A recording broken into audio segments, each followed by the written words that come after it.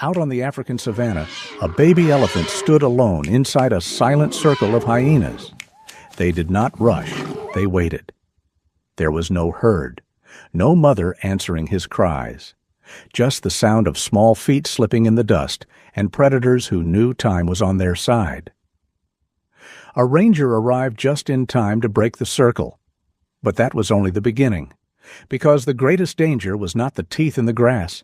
It was a single wrong step, a trail that looked right, and a truth no one was prepared to face until something unthinkable appeared. The first sound Ethan heard was not the laugh of hyenas. It was the scream. It cut through the early morning air of the Limpopo floodplain, sharp and broken, the kind of sound that made the hair on his arms rise before his mind could name it. Ethan slammed his foot on the accelerator, the ranger jeep jolting forward as thorn branches scraped the sides. He already knew what that sound meant. He had heard it before, years ago, and it never came from anything that survived without help. The clearing opened suddenly in front of him, washed in pale gold light. In the center stood a baby elephant, no more than a few months old, small enough that its ears still looked too big for its head. It spun in tight, frantic circles, trunk flailing, feet slipping in the dust. Around it, 6 hyenas had formed a near-perfect ring. They were not rushing. That was the part that made Ethan's stomach tighten. The hyenas moved with patience, stepping forward one at a time, snapping their jaws near the calf's legs, testing, teaching fear. One lunged low, aiming for the back of the knee. Another darted in from behind and nipped at the tail. The calf screamed again, a raw, desperate sound, and tried to bolt, crashing into a wall of teeth and yellow eyes. Ethan didn't think.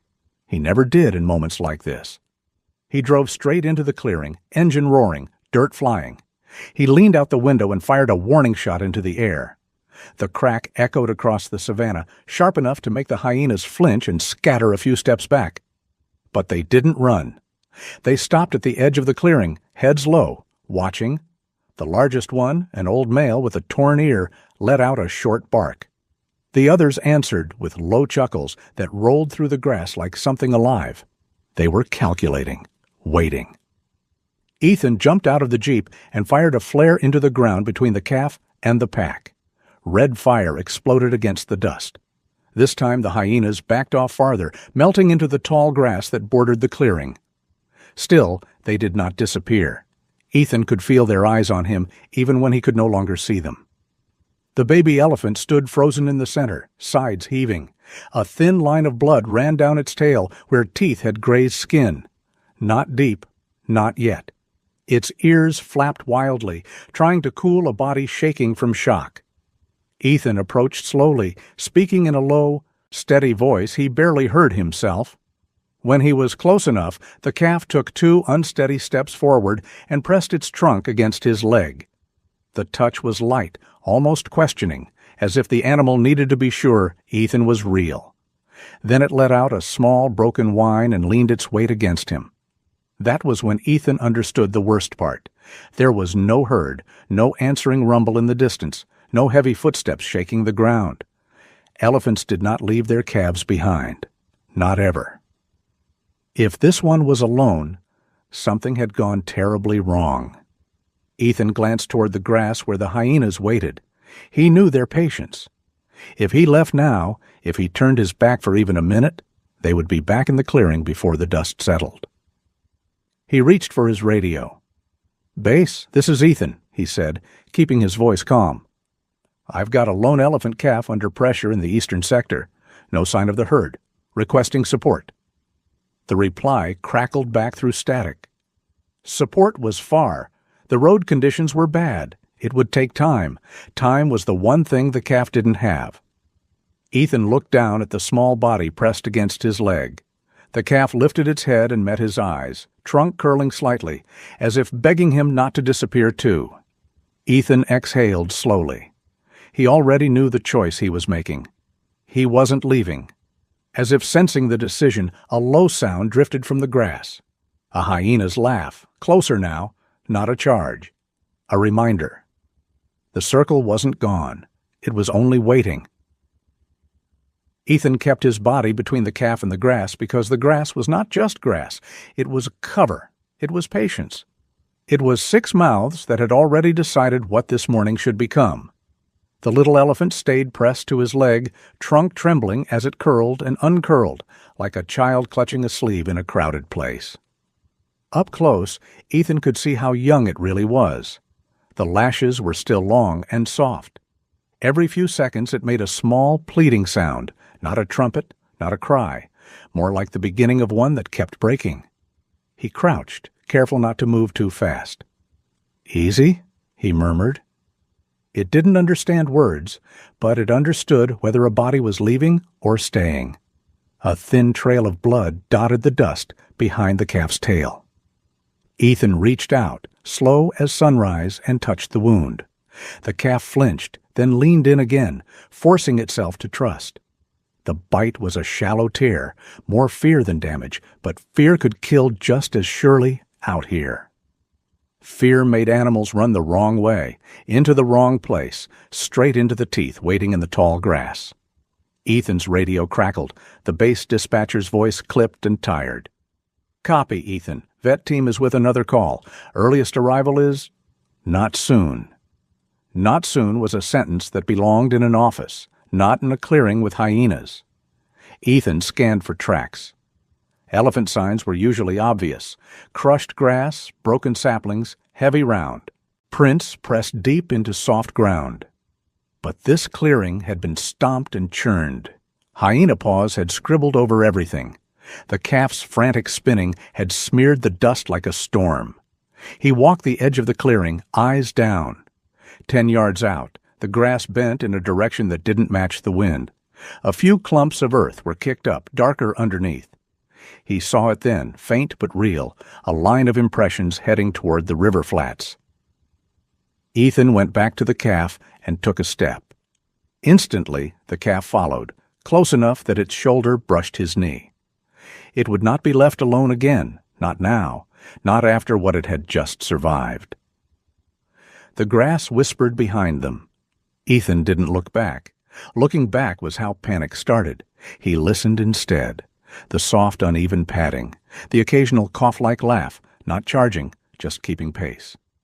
Hyenas didn't need speed when they had time. He lifted the radio. "Base, I'm moving," he said. "The calf is with me. I'm going to try to locate the herd." A pause.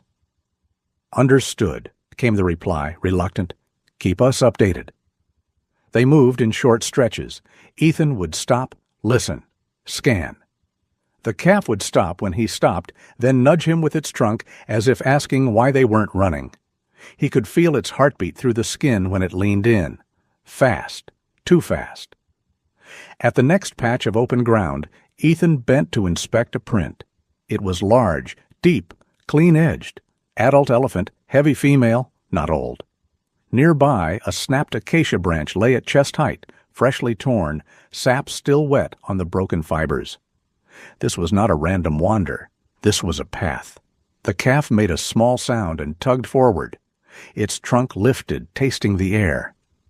Ethan watched the calf's ears tilt, then flatten. The animal was listening for something only it could hear. A laugh came again from the right, closer, and Ethan caught a flicker of movement in the grass. The torn-ear male. He wasn't circling wide now. He was tracking the same line Ethan was following, staying just far enough to avoid the flare, close enough to strike if Ethan stumbled. Ethan stopped and raised the flare gun, aiming low. The grass went still. The laughter cut off. For a moment, the savanna held its breath. Then, farther back, another hyena laughed, not fearful, almost amused, as if to say, "We can wait longer than you." Ethan lowered the flare. He looked down at the calf, at the wide eyes, the dust on the cheeks, the tiny feet that would never outrun what was behind them. He understood it with a cold clarity that made his stomach sink. They weren't just following. They were trying to guide. If he took the wrong path, if he chased the loudest tracks and missed the faint ones, the pack would get what it wanted without having to risk a thing. All they had to do was keep pressure on him until he made one tired human mistake. Ethan took the calf's trunk gently in his hand, not pulling, just holding contact, like a promise. "Not today," he whispered. He turned his eyes back to the ground, searching for the smallest sign that could separate a mother's trail from a trap, and he started walking again, knowing the grass behind him was walking too. The radio crackled again, softer this time, like a voice trying not to startle something already on edge. "Ethan, this is Maya." He felt a small lift in his chest at the sound of another human name. Maya was new to the reserve, a graduate intern from the States, sharp-eyed and quiet, the kind who listened more than she talked. She had been mapping elephant movements for weeks, learning the land from above.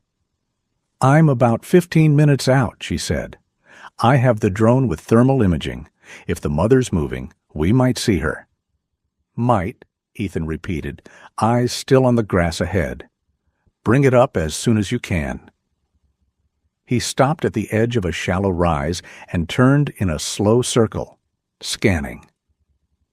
The calf stayed glued to him, its trunk brushing his wrist now and then, checking that he was still there. The air felt heavier, as if the morning had decided to press down all at once.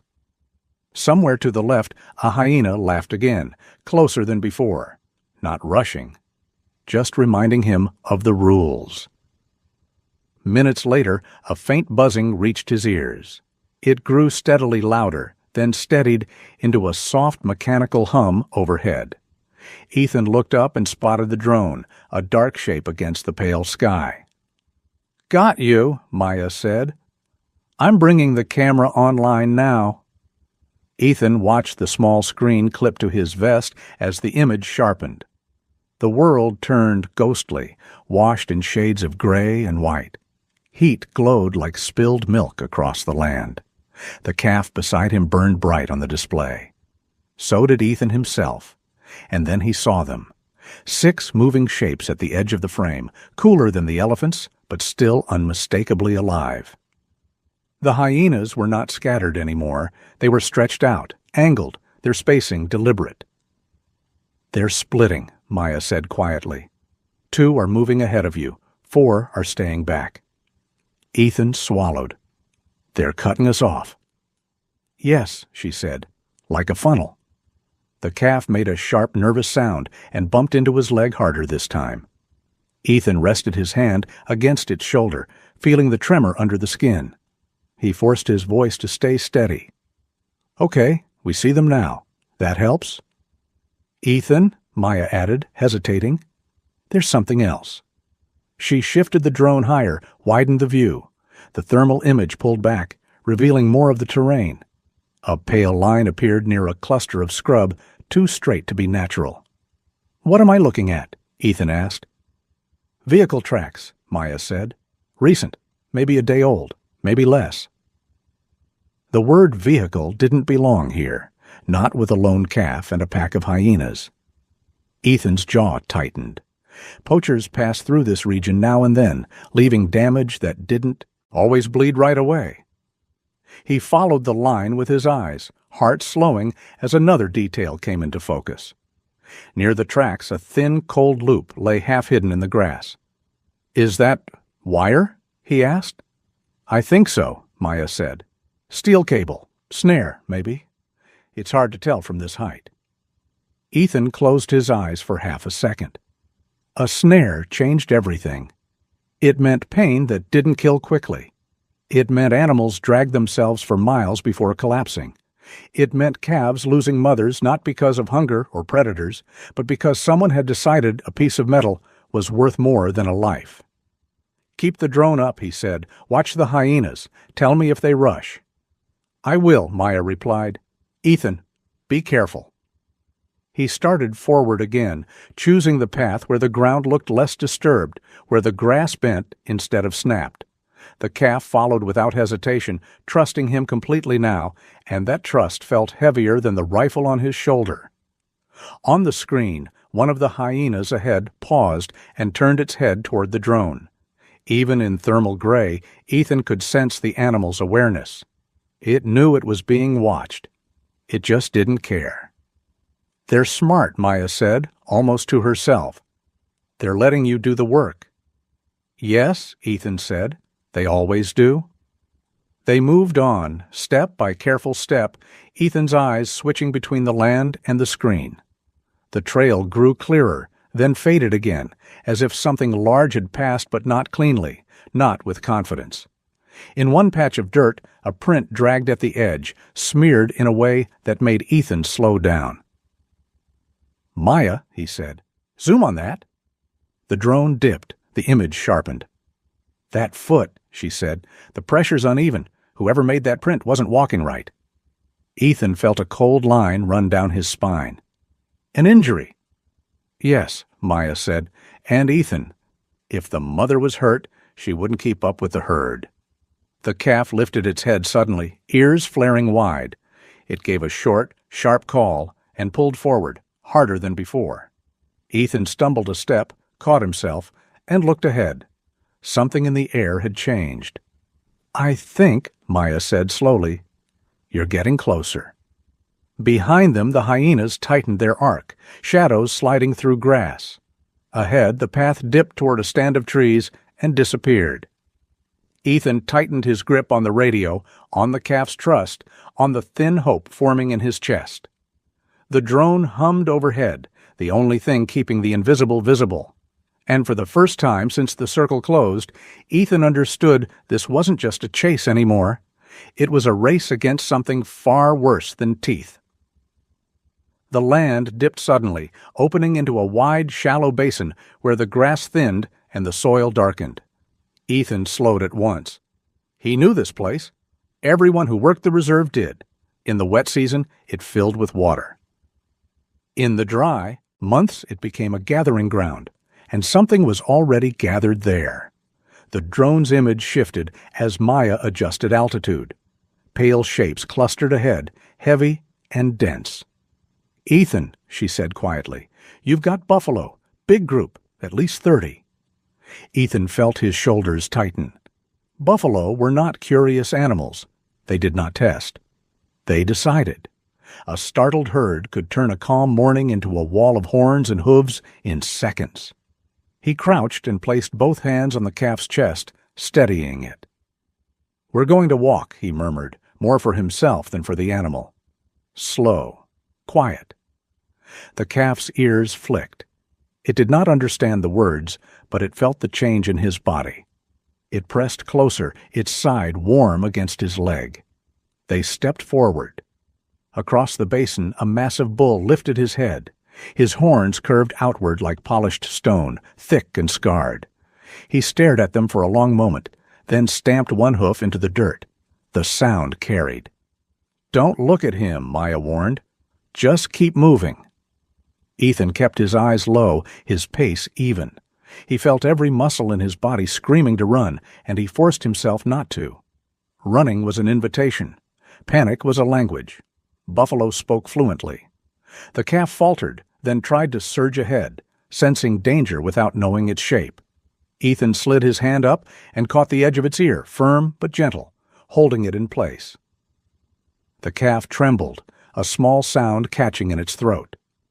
Another bull stepped forward, then another. They formed a loose line, heads lowered, horns angled just enough to make a point. The hyenas were still there. Ethan could hear them now, their laughter softer, almost curious.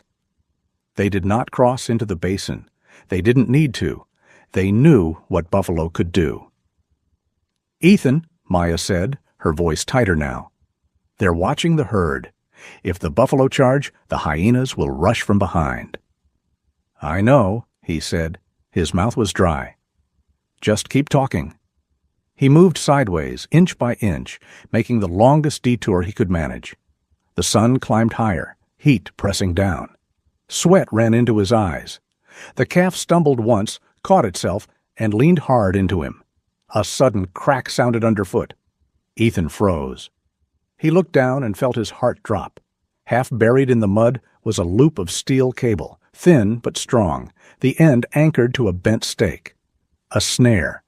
If he had taken one more step, it would have closed around his ankle. Maya sucked in a sharp breath through the radio.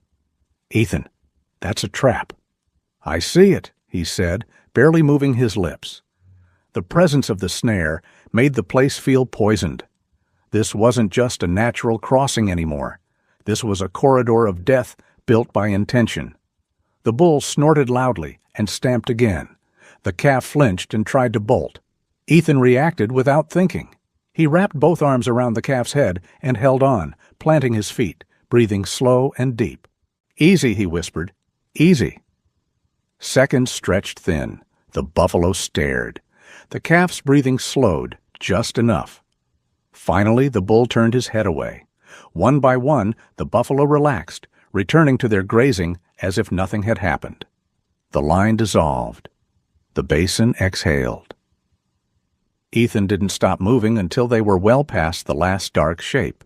When he finally paused, his legs shook. "Good work," Maya said softly. "I don't know how you did that." Ethan wiped his face with his sleeve and looked back once. The snare lay there, silent, waiting for the next careless step. Beyond it, at the edge of the basin, a hyena stood watching, head tilted, eyes bright. It wasn't disappointed. It was patient. Ethan turned forward again, knowing now that this path was more dangerous than he had imagined. Predators were only part of the problem. The land itself had been set to kill. The ground rose gently after the basin, the grass thinning as the land opened toward a line of scattered trees. Ethan felt the tension in his shoulders ease just a fraction. The air carried a low vibration now, faint but unmistakable, a sound felt more in the bones than the ears. "Elephants!" The calf heard it too. Its head snapped up, ears spreading wide, trunk lifting as it pulled in the scent on the wind. A soft, hopeful sound escaped its throat, the first note of relief Ethan had heard since the clearing. Without warning, the calf surged forward, nearly yanking free of his grip. "Easy," Ethan said, quickening his pace to keep up. "Slow down." Ahead, shapes emerged between the trees. Large ones first, then smaller bodies clustered close. A group of elephants stood in partial shade, dust drifting around their legs. Adult females, calm and solid, with two calves tucked safely among them. The calf broke into a clumsy run. For a heartbeat, Ethan let himself believe this was it, that the circle, the grass, the hyenas, the traps, all of it had been leading here. He followed, breath catching in his chest as the calf let out a thin, joyful trumpet and raced toward the nearest female. The reaction came instantly. The closest elephant spun, ears flaring wide. She stamped hard, sending a tremor through the ground, and let out a sharp warning bellow that cracked through the air. Another female joined her, swinging her trunk in a clear threat. A third stepped forward, blocking the calf's path. The baby skidded to a stop. Confusion washed over its face. It took a hesitant step forward, then another. The warning bellow came again, louder this time. Dust exploded as a massive foot slammed into the earth. "No!" Ethan breathed. He ran, reaching the calf just as one of the females lunged. The rush of air from her tusks grazed his arm as he grabbed the calf and pulled it back, heart hammering. The calf screamed, high and panicked, struggling in his grip, not understanding why it was being pushed away from safety. The elephants held their ground, eyes hard, bodies tense. This was not hesitation. This was rejection. "They don't recognize him," Maya said over the radio, her voice tight. "Ethan, get back. Now." Ethan retreated step by step, never turning his back, the calf pressed against his chest. The elephants watched until he reached a safe distance, then slowly relaxed, returning to their calves as if the small drama had never existed. The silence that followed felt heavier than the screams had.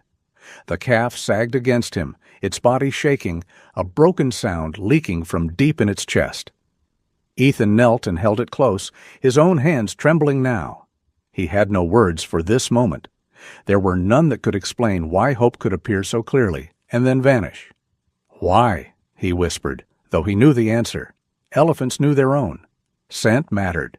Memory mattered. This calf smelled wrong to them, like a story that didn't belong. Maya didn't speak for several seconds. When she did, her voice was quieter. "Ethan, I think we made a mistake." His stomach tightened. What kind of mistake? "The tracks," she said. "I'm overlaying them now. The path you followed earlier, it's consistent. Too consistent. The stride length, the pressure. It matches a group moving fast." Ethan looked back toward the herd they had just left. The elephants stood calm now, unbothered, their calves safe at their sides. Moving fast. Together. "Not a mother with a baby," he said.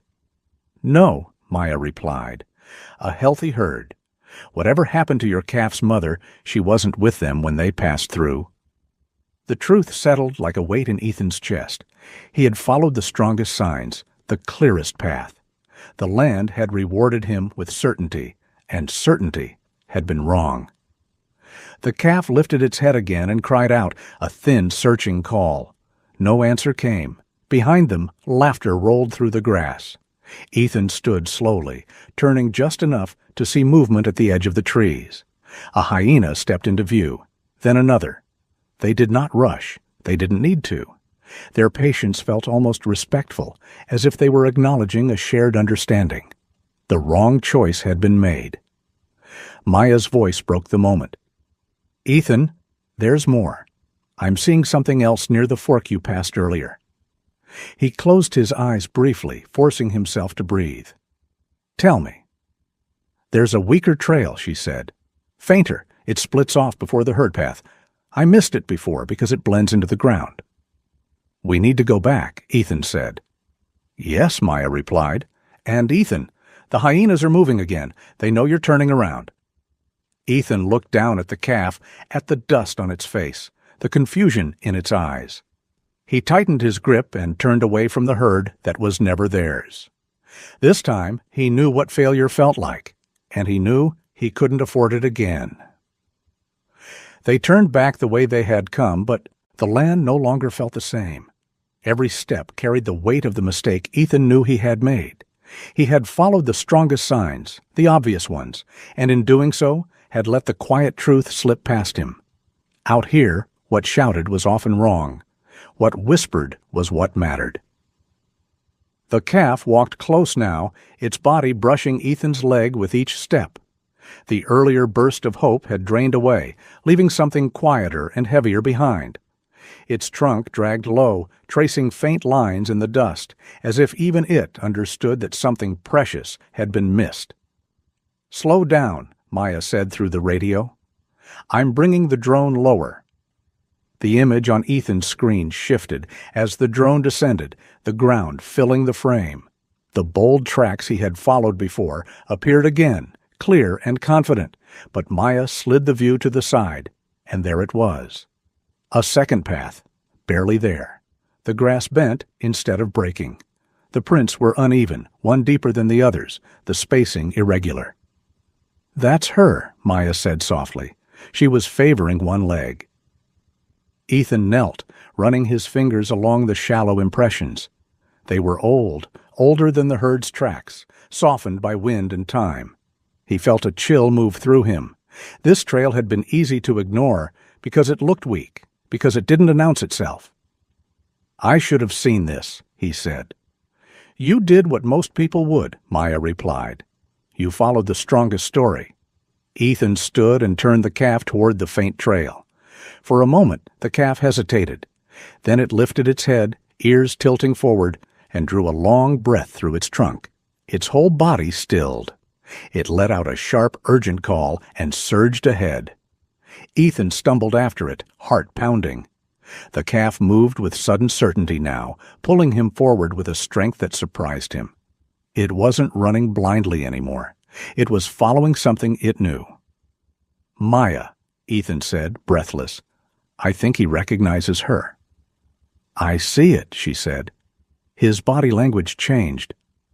The land sloped upward toward a low hill crowned with a single, wide-canopied acacia. The grass thinned, the soil turning red and dry. As they crested the rise, the calf broke into a run. Then Ethan saw it. Under the acacia's shadow lay a massive shape, still and gray, against the earth. An adult female elephant, her side pressed into the dust, her legs folded beneath her in a way that felt wrong. Too final. Too quiet. "No," Ethan whispered. The calf screamed and rushed forward, colliding with her shoulder. It pushed its head under her neck, tugged at her ear, prodded her face with frantic jabs of its trunk. The elephant did not respond. Ethan ran, dropping to his knees beside her head. He pressed his hand against the thick skin of her neck, searching for a pulse. The skin was warm. Too warm. For a terrible second, he felt nothing. Then, faintly, something stirred beneath his palm.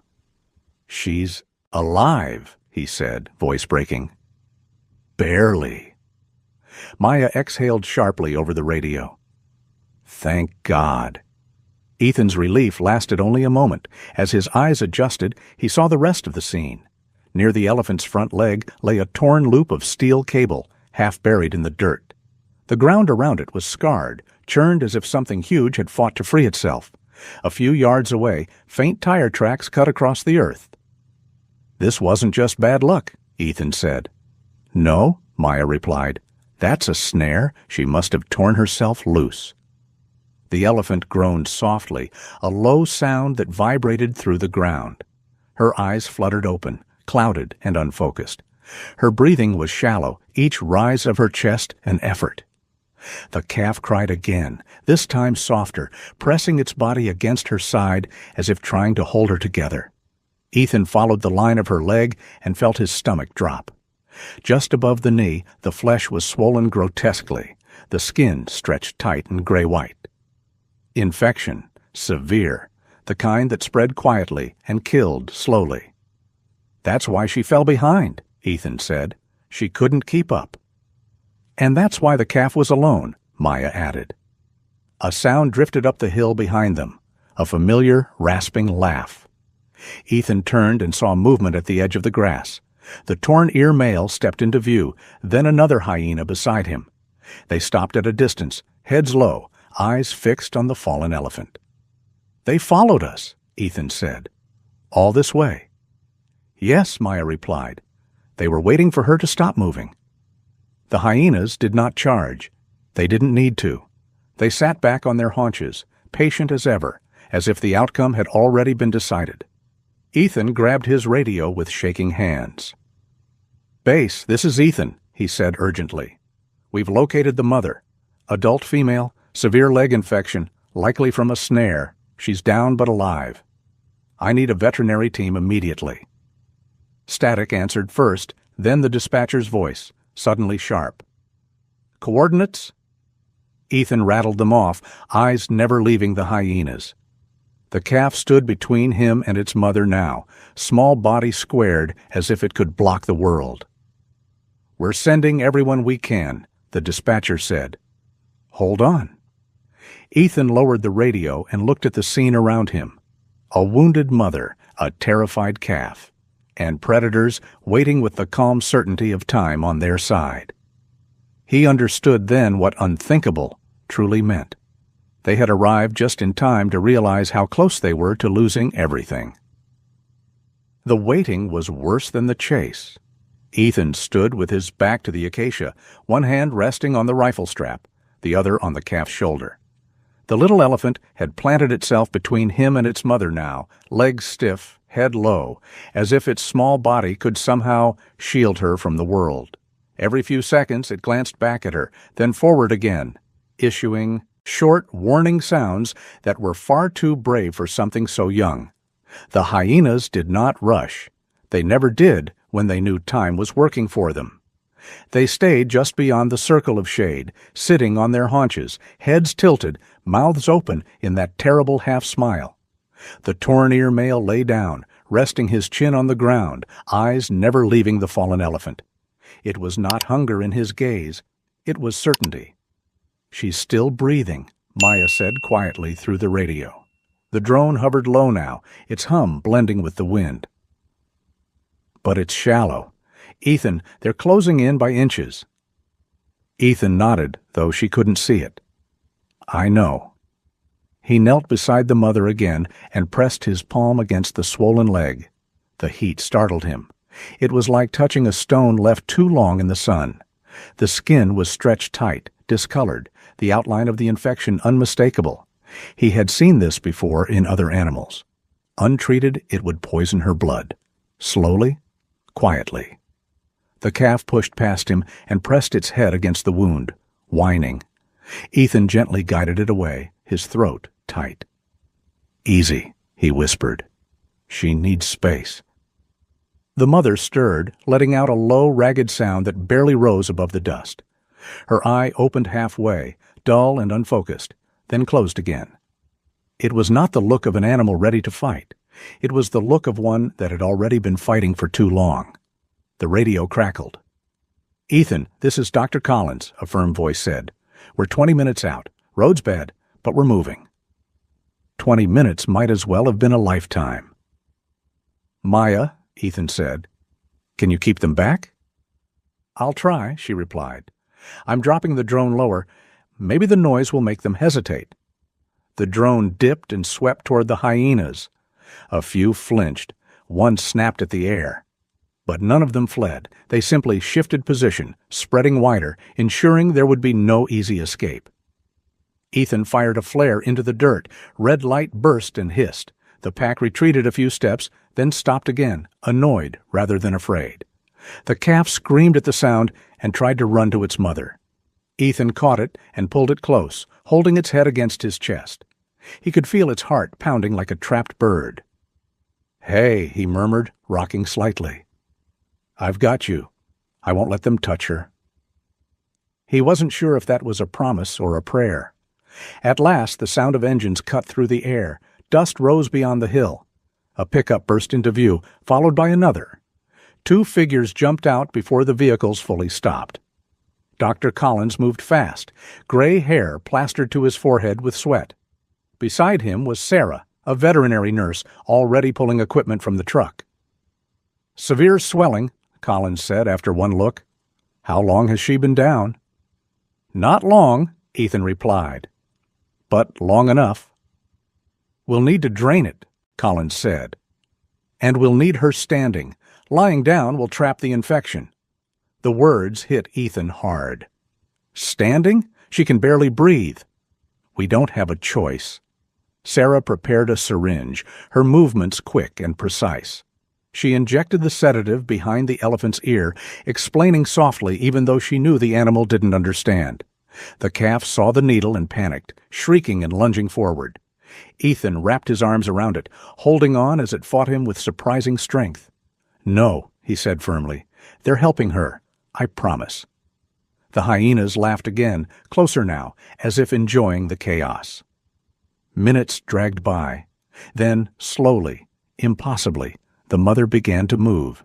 First a shift, then a tremor. With a groan that seemed to tear from the earth itself, she gathered her legs beneath her and pushed. She stood. She swayed, eyes half closed, but she stood. Dr. Collins moved in immediately. He made the incision, and thick, foul-smelling fluid poured free. Sarah worked beside him, flushing the wound, clearing dead tissue. The calf cried out and strained toward its mother, convinced she was being hurt. Ethan held it tighter, tears stinging his eyes now. "Stay," he whispered. "Stay with me." The mother did not collapse. She shifted her weight once, then steadied. The hyenas edged back, their confidence shaken. This was not the ending they had been waiting for. After what felt like hours, Collins stepped back. "That should do it," he said, breathless. "She's got a chance." A chance. The calf broke free and rushed to its mother, pressing close as she lowered her trunk around it. The hyenas retreated into the grass, their laughter fading into something thin and disappointed. Ethan sank to the ground, exhaustion washing over him. For the first time since the circle closed, the balance had shifted. The teeth were still out there. But life was standing again. The savannah did not celebrate. It never did. When the veterinary trucks finally pulled away and the dust settled, the land returned to its quiet routines as if nothing extraordinary had happened beneath the acacia tree. The hyenas were gone now, their laughter swallowed by distance, but Ethan knew better than to believe they had vanished for good. Predators did not forget. They simply waited for another imbalance. The mother elephant stood where the doctors had left her, swaying slightly but upright. A thick bandage wrapped her leg, darkened at the edges where fluid had drained. Her breathing was still heavy, each rise of her chest deliberate, but it was no longer shallow. Life had weight in it again. The calf did not leave her side. It pressed its head against her shoulder, trunk curled around her leg, as if afraid that if it loosened its grip even for a moment, the world might take her away again. The mother lowered her trunk and rested it across the calf's back, holding him there. The sound she made then was low and deep, not pain, not fear, but recognition. Ethan watched from a short distance, giving them space. His body ached in places he hadn't known could ache. The adrenaline that had carried him through the last hours drained away, leaving behind a deep, bone-heavy exhaustion. Maya walked up beside him, eyes still fixed on the elephants. "They'll make it," she said quietly. "She's strong." "Yes," Ethan replied. "Stronger than she should have had to be." Over the next days he returned again and again. Each morning he drove out before the heat set in, checking the wound, replacing the drain, administering antibiotics under Dr. Collins's guidance. The mother improved slowly, stubbornly, the way elephants did everything. The swelling eased, the cloudiness in her eyes faded, and the calf changed too. At first it barely noticed Ethan's presence, too focused on staying close to its mother. But after a few days it began to lift its head when it heard the engine in the distance. By the end of the first week it would wobble out from behind her, trunk raised, letting out a small, excited sound that made Ethan laugh despite himself. By the third week it ran. Not fast, not gracefully, but with joy. It circled Ethan's legs, tugged playfully at his shirt, then darted back to its mother, as if to make sure she was still there before daring to explore again. One afternoon, Maya joined him with news that shifted the story beyond the acacia tree. "The snare we found," she said. "It had a marker on the cable. We matched it to a group that's been operating along the river corridor." Ethan turned to her. "You're sure?" "Yes. Rangers farther south picked up similar traps. This one connects the dots." Ethan looked back at the elephant, at the scar now forming where the infection had nearly claimed her life. Saving her had not just pulled one family back from the edge, it had revealed a hidden line of harm stretching far beyond this hill. "Good," he said finally. "Then this wasn't for nothing." A month after the surgery, Ethan arrived to find the mother standing beneath the acacia without the bandage for the first time. The wound had closed, leaving only a pale, pink line across her leg.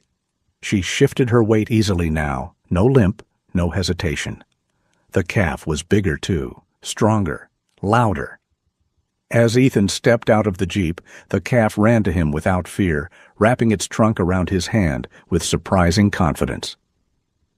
Ethan felt the rough warmth of its skin, the solid weight of life, where there had once been nothing but terror.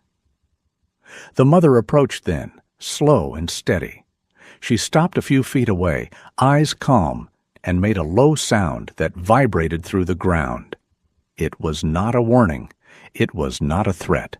It was acknowledgement. From the far side of the plain came another sound, deeper and layered. A call. Then another. Ethan turned and saw movement in the distance. Shapes emerging through the haze. A herd, the mother lifted, her head, ears spreading wide, and answered. The sound rolled out across the land, strong and clear. The calf froze, then spun toward the noise, excitement flashing through its whole body. For a moment, it hesitated. It looked back at Ethan, trunk still resting in his hand. Ethan knelt and gently loosened the grip. "Go," he said softly. "She's waiting." The calf released him and ran to its mother. She gathered him close, then turned toward the approaching herd. Together they walked away, step by steady step, disappearing into the golden distance. Ethan stood alone beside the acacia, the wind brushing past him. On the ground nearby, half hidden in the dust, lay a piece of twisted steel cable, rusting in the sun. The savannah took back what was its own. But for once it left something behind. Some stories don't end when the animals walk away. They stay with us long after the screen goes dark. So let me ask you something simple. Do you believe this baby elephant survived because one person refused to walk away? Or because the wild still remembers kindness when it sees it? Comment 0 if you believe compassion saved this life. Comment 1 if you believe something deeper was at work. And if stories like this matter to you, stories about fragile lives, quiet courage, and the moments that almost slip away, please consider subscribing. More true-style stories are waiting.